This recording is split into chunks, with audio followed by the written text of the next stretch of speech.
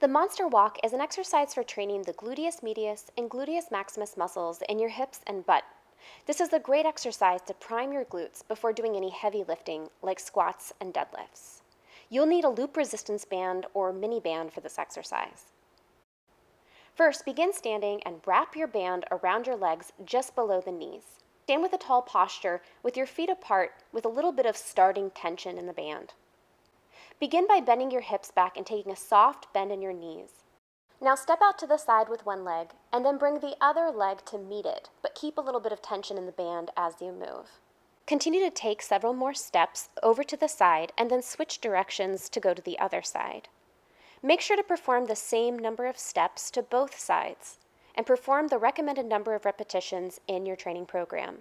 Try this exercise out and let me know what you think in the comments section. Make sure to like this video and subscribe for more trainer tips and exercise tutorials.